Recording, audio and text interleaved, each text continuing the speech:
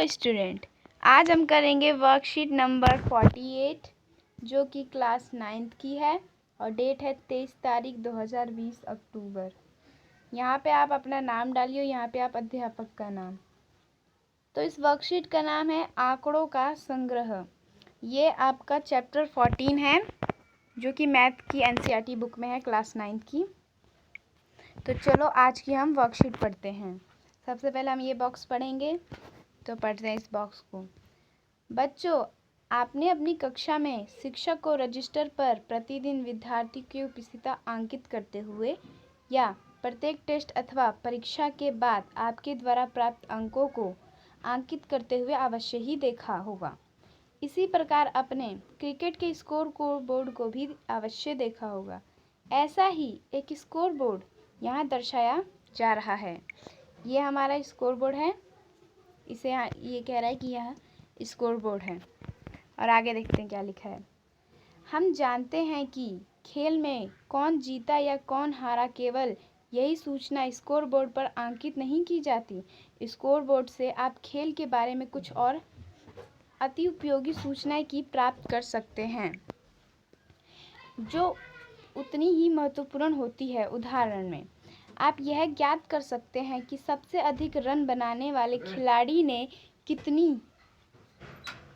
समय में उसने रन बनाया, या फिर किस गेंदबाज ने कितने गेंदों में कितने रन लिए। तो अब हम थोड़ा आगे चलते हैं। एक निश्चित उद्देश्य से एकत्रित किए गए तथ्यों या अंकों को जो संख्यात्मक या अन्य रूप में हो सकती है, आंकड़ों डाटा कहते हैं। यहाँ पे देखिए, यहाँ पे डाटा किसे कहते हैं, ये इसकी डेफिनेशन लिखी गई है पूरी। डाटा किसे कहते हैं? एक निश्चित उद्देश्य से एकत्रित किए गए इन तथ्यों के अंकों को जो संख्यात्मक या अन्य रूप में हो सकते हैं, आंकड़ों को डाटा कहा जाता है। अर्थात आंकड़े संख्यात्मक के संग्रह होते हैं जो कुछ सूचनाएं देने के लिए एकत्रित किए जाते हैं। आंकड़े सूचना देने के लिए एकत्रित किए जाते हैं। तो यहाँ पे देखिए, अर्थपूर्ण सूचना उपलब्ध करने से संबंधित अध्ययन गणित जिस शाखा में किया जाता है उसे सांख्यिक कहा जाता है। यानी कि हमारा कहना समझ आई क्या कहा जाए।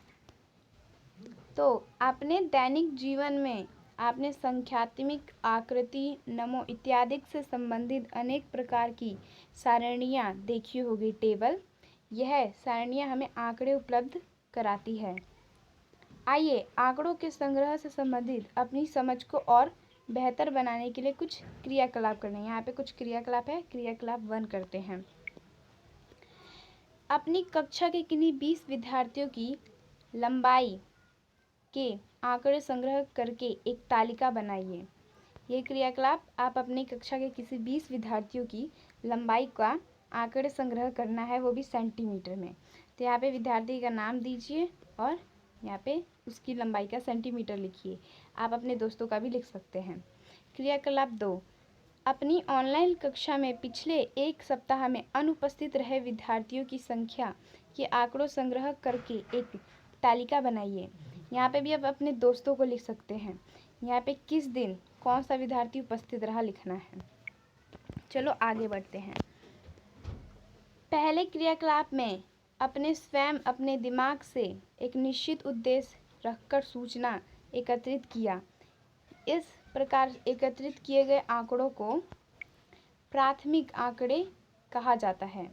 तो यहाँ पे प्राथमिक आंकड़े और गैंड आंकड़े, ये दोनों आंकड़े इस वर्कशीट में मेन हैं। तो प्राथमिक आंकड़े क्या होते हैं? पहले क्रियाकलाप में जो हमने किया, स्वयं अपने दिमाग में एक निश्चित उद्देश्य रखकर सूचनाओं को एकत्रित किया है, उसको हम कहते हैं प्राथमिक आंकड़े। और जो गैंड आंकड़ा होता है वो क्या होता है? दूसरे क्रियाकलाप में जो हमने करा, सूचना अपने विद्यालय में उपलब्ध रिकॉर्ड जिसमें एक सूचना पहले से ही एकत्रित है, उससे हमने प्राप्त करा है, ऐसे को हम कहते हैं गैंड आंकड़े। यहाँ पे तो हमने अपना दिमाग लगाया, सबको अपनी फ्रेंड को बुलाया और उनकी लंबाई नापी। पर जब बात हो स्कूल की तो हमने किसकी मदद ली? स्कूल की रजिस्टर की, कि कितने बच्चे उपस्थित हैं और कितने नहीं। किसी की मदद ली, उसके बाद ही आंकड़े लिखे, उसे कहते हैं गैंड आंकड़े। इस पे कुछ प्रश्न है, हमें उत्तर करना है, स्वयं कीजिएगा। इस पे सिर्फ 2 हैं तो 2 करते हैं। पहला देखते हैं। पहला है, उन लंबाई के 2 उदाहरण, ना लंबाई नहीं है, उन आंकड़ों के 2 उदाहरण दीजिए जिन्हें आप अपने दैनिक जीवन में एकत्रित कर सकते हैं। आप भी आंकड़े लिख सकते हैं जो आप दैनिक जीवन में उपयोग कर सकते हैं। अभी हम उसके आंसर भी देखेंगे। अब दूसरा क्वेश्चन पढ़ते हैं। नीचे दिए गए आंकड़ों का प्राथमिक आंकड़े या गैंड आंकड़े की वर्गीकृत कीजिए। यहाँ पे हमें कुछ आंकड़े दे रखे हैं जिसे हमें गैंड है या प्राथमिक आंकड़े हैं, इन दोनों में से एक एक को अलग करना है। तो चलिए इसके आंसर देख लेते हैं।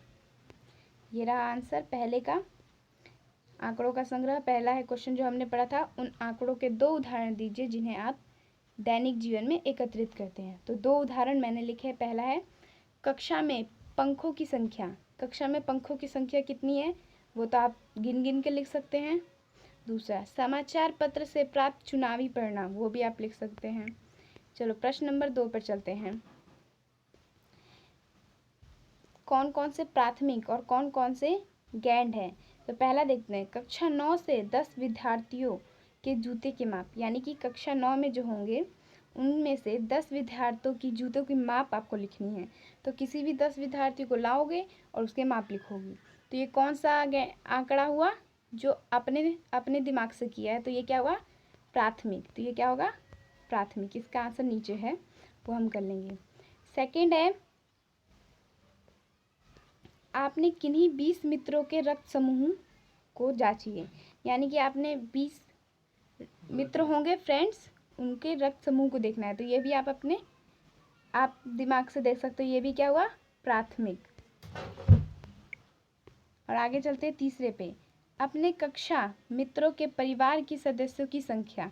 आप अपने फ्रेंड्स होंगे, उनके परिवार में कितने सदस्य हैं, ये कैसे पता लगाएंगे, तो ये आप अपने दिमाग से लगा सकते हैं। तो ये भी क्या हुआ, प्राथमिक। फिर चौथा देखते हैं, गणित की परीक्षा में 30 विद्यार्थियों द्वारा प्राप्त किए गए अंक।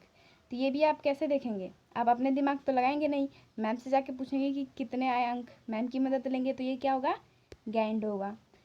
पांचवा देखते हैं, वन महोत्सव के दौरान 100 विद्यालयों द्वारा लगाए गए पौधों की संख्या। और 100 विद्यालय यानी कि 100 स्कूल हैं, आप सभी स्कूल में जाके देख तो नहीं सकते, तो आप किसकी मदद लेंगे, रजिस्टर का। तो ये भी क्या हुआ, गैंड। यानी कि 4th और 5th क्या हुआ, गैंड आंकड़े, और 1st, 2nd, 3rd क्या हुआ, प्राथमिक आंकड़े। अगर वीडियो अच्छी लगी हो तो कमेंट में कीजिए और लाइक कीजिए, और आगे की वर्कशीट जल्दी पाने के लिए इसे सब्सक्राइब करें, क्योंकि जिन्होंने सब्सक्राइब किया होता है उन्हीं के पास वर्कशीट पहुंचती है। और आगे की वर्कशीट के लिए हमारे चैनल पे बने रहें।